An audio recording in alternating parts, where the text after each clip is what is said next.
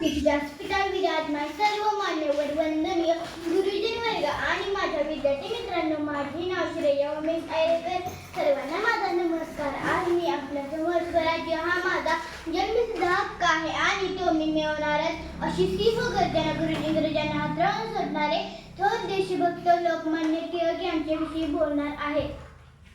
लोकमान्य टिळक यांचा जन्म 23 जुलै 1856 रोजी रत्नागिरी जिल्ह्यातील चिखली येथे झाला. लोकमान्य टिळक हे लहानपणापासून खूप हुशार व स्पष्टवक्ते होते. त्यांनी केसरी आणि मराठा ही वृत्तपत्रे सुरू करून लोकांमध्ये राष्ट्रभक्ती जागवली. त्यांनी लोकांना एकत्र आणण्यासाठी गणेश उत्सव, शिवजयंती यासारखे सार्वजनिक सण सुरू केले.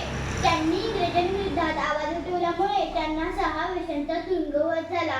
तिथे त्यांनी गीता रहस्य हा ग्रंथ लिहिला. त्यांनी आपल्या शेवटच्या श्वासापर्यंत देशाची सेवा केली. दुर्दैवाने 1 ऑगस्ट 1920 रोजी त्यांनी अखेरचा श्वास घेतला.